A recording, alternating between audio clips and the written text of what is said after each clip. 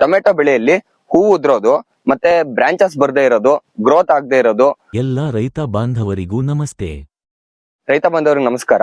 ನಾನು ಹೇಮಂತ್ ಕುಮಾರ್, ವೆಲಗ್ರೋ ಕಂಪನಿಯಲ್ಲಿ technical adviser ಆಗಿ ವರ್ಕ್ ಮಾಡ್ತಾ ಇದ್ದೀನಿ. ವಿಡಿಯೋ ಮಾಡ್ತಾ ಇರೋ ಒಂದು ಉದ್ದೇಶ ಏನು ಅಂತಂದ್ರೆ, ಟೊಮೆಟೊ ಬೆಳೆ ಹೆಚ್ಚು ಬಿಸಿಲು ಮತ್ತೆ ಉಷ್ಣಾಂಶದ ಸ್ಟ್ರೆಸ್ಗೆ ಒಳಗಾಗ್ತಿದ್ಯಾ? ತಾಪಮಾನ ಏನಾದ್ರೂ 30 ಡಿಗ್ರಿ ಸೆಲ್ಸಿಯಸ್ ಇಂದ 45 ಡಿಗ್ರಿ ಸೆಲ್ಸಿಯಸ್ಗೆ ಹೆಚ್ಚಾದಾಗ ಟೊಮೆಟೊ ಬೆಳೆಯಲ್ಲಿ ಹೂವು ಉದ್ರೋದು ಮತ್ತೆ ಬ್ರಾಂಚಸ್ ಬರ್ದೇ ಇರೋದು, ಗ್ರೋತ್ ಆಗದೆ ಇರೋದು, ಕಾಯಿ ಸೆಟ್ ಆಗದೆ ಇರೋದು ಮತ್ತೆ ಹೂವು ಸೆಟ್ ಆಗದೆ ಇರೋದು, ಈ ತರದ ಸಮಸ್ಯೆಗಳನ್ನ ನೀವು ಕಂಡಿರ್ತೀರಾ. ಹಾಗಾಗಿ ಈ ಎಲ್ಲಾ ಸಮಸ್ಯೆಗಳಿಗೂ ವೆಲಗ್ರೋ ಕಂಪನಿ ಒಂದು stress meter heat shield kit ಅನ್ನೋ ಒಂದು ಪರಿಹಾರ ತಂದಿದೆ. ಈ ಹೀಟ್ ಶೀಲ್ಡ್ ಕಿಟ್ ಅಲ್ಲಿ ಏನೇನಿದೆ ಅಂತ ಅಂದ್ರೆ, ಇದನ್ನ 3 ಭಾಗಗಳನ್ನಾಗಿ ವಿಂಗಡಿಸಿದೀವಿ. ಒಂದು ಭಾಗ ಏನು ಅಂತಂದ್ರೆ ಪ್ರಿವೆಂಟಿವ್ ಸ್ಟೇಜ್, ಮತ್ತೆ ಮಾಡರೇಟ್ ಸ್ಟೇಜ್, ಮತ್ತೆ ಎಮರ್ಜೆನ್ಸಿ ಸ್ಟೇಜ್. ಈ ಎಮರ್ಜೆನ್ಸಿ ಸ್ಟೇಜ್ ಅಲ್ಲಿ ನಾವೇನೇನ್ ಪ್ರಾಡಕ್ಟ್ಸ್ ಯೂಸ್ ಮಾಡ್ಬೇಕು?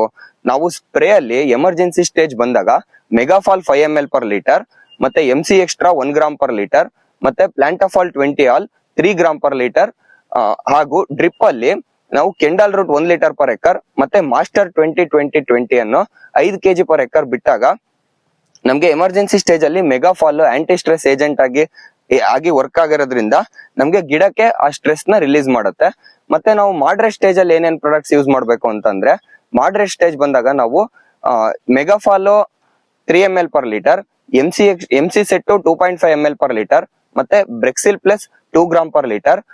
ಡ್ರಿಪ್ ಕೇಸ್ ಅಲ್ಲಿ ಟೆಲಟೆ 1 ಲೀಟರ್ per ಎಕರ್, ಮತ್ತೆ EDTA ಜಿಂಕ್ ಅರ್ಧ ಕೆಜಿ 1 ಎಕರ್ಗೆ, ಮತ್ತೆ ಐರೋಪ್ಲಸ್ ಎಲ್ಲೋ 1 ಲೀಟರ್ per ಎಕರ್. ಈ ಪ್ರಾಡಕ್ಟ್ಸ್ ನ ನಾವು ಡ್ರಿಪ್ ಅಲ್ಲಿ ಮತ್ತೆ ಸ್ಪ್ರೇ ಅಲ್ಲಿ ಯೂಸ್ ಮಾಡಿದಾಗ ಸಾಯಿಲ್ ಟೆಂಪರೇಚರ್ ನಮ್ಗೆ ಅಟ್ಮಾಸ್ಫಿಯರಿಕ್ ಟೆಂಪರೇಚರ್ ಗಿನ್ನ ಯಾವಾಗ್ಲೂ 2 to 3 ಡಿಗ್ರಿ ಸೆಲ್ಸಿಯಸ್ ಜಾಸ್ತಿನೇ ಇರುತ್ತೆ. ಹಾಗಾಗಿ ಸಾಯಿಲ್ ಟೆಂಪರೇಚರ್ ಜಾಸ್ತಿ ಆದಾಗ ರೂಟ್ ಪೆನೆಟ್ರೇಷನ್ ಆಗಲ್ಲ. ರೂಟ್ ಪೆನೆಟ್ರೇಷನ್ ಆಗ್ಲಿಲ್ಲ ಅಂತಂದ್ರೆ ನ್ಯೂಟ್ರಿಯೆಂಟ್ ಅಪ್ಟೇಕ್ ಆಗಲ್ಲ.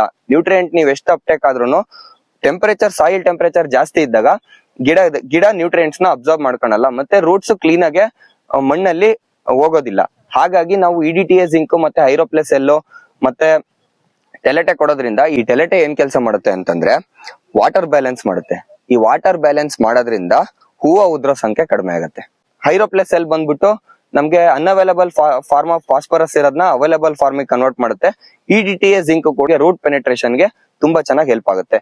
ಇನ್ನೊಂದು ಪ್ರಿವೆಂಟಿವ್ ಸ್ಟೇಜ್, ತಾಪಮಾನ 30 ಡಿಗ್ರಿ ಸೆಲ್ಸಿಯಸ್ ಅಲ್ಲಿ ಇತ್ತು, ನಾವು ಮುಂಚೆನೆ ಮುನ್ನೆಚ್ಚರಿಕೆಯಾಗಿ ನಾವು ಯೂಸ್ ಮಾಡ್ಕೊಳ್ತೀವಿ ಅಂತ ನೀವೇನಾದ್ರೂ ಬಯಸಿದ್ರೆ ಮೆಗಾಫಾಲ್ 3 ml per ಲೀಟರ್, ಮತ್ತೆ ಪ್ಲಾಂಟಾಫಾಲ್ 10-54-10 ಅದು ಕೂಡ ನೀವು 5 gram per litre spray grade ಅಲ್ಲಿ ಯೂಸ್ ಮಾಡ್ಕೊಂಡ್ಬಿಟ್ಟು, ಡ್ರಿಪ್ ಅಲ್ಲಿ ನೀವು ವಿವಾ 1 ಲೀಟರ್ ಮತ್ತೆ ಮಾಸ್ಟರ್ 13-40-13 ಇದನ್ನ 5 kg per ಎಕರ್ ಯೂಸ್ ಮಾಡೋದ್ರಿಂದ ಗಿಡದಲ್ಲಿ ನಿಮ್ಗೆ ಬ್ರಾಂಚಸ್ ಬರೋದು ಮತ್ತೆ ಹೂವು ಕ್ಲೀನ್ ಆಗಿ ಸೆಟ್ ಆಗೋದು, ಯಾವುದೇ ಗಿಡ ಸ್ಟ್ರೆಸ್ ಇದ್ರೂ ಕೂಡ ಆ ಸ್ಟ್ರೆಸ್ ನ ರಿಲೀಸ್ ಮಾಡ್ಬಿಟ್ಟು, ಮತ್ತೆ ನಾವು ವಿವಾ ಯೂಸ್ ಮಾಡೋದ್ರಿಂದ ವಿವಾ ಒಂದು ಹ್ಯೂಮಿನ್ ಅಂತ ಕಂಟೆಂಟ್ ಇರುತ್ತೆ, ಅದು ನಿಮ್ಗೆ ರೂಟ್ ಎಫಿಷಿಯನ್ಸಿನ ಜಾಸ್ತಿ ಮಾಡುತ್ತೆ, ರೂಟ್ ಗ್ರೋತ್ ನ ಜಾಸ್ತಿ ಮಾಡುತ್ತೆ. ರೂಟ್ ಗ್ರೋತ್ ಜಾಸ್ತಿ ಆದಷ್ಟು ಬ್ರಾಂಚಸ್ ಚೆನ್ನಾಗಿ ಬರುತ್ತೆ, ಗಿಡ ಒಳ್ಳೆ ಗ್ರೋತ್ ಆಗುತ್ತೆ. ಈ ವಿಡಿಯೋದಲ್ಲಿ ಹೇಳಿರ್ತಕ್ಕಂತ ಮಾಹಿತಿನ ಹೀಟ್ ಶೀಲ್ಡ್ ಕಿಟ್ ಅಂತ ನಾವು ವೆಲಗ್ರೋದವರು ಜಾರಿಗೆ ತಂದಿದೀವಿ. ಹೇಳಿರೋ ಅಂತ ಎಲ್ಲಾ ಮಾಹಿತಿನ ರೈತರು ಉಪಯೋಗ ಮಾಡ್ಕೊಳ್ಬೇಕು ಅಂತ ಹೇಳ್ತಾ ವಿಡಿಯೋ ಮುಗಿಸ್ತಿದೀನಿ. ಧನ್ಯವಾದಗಳು.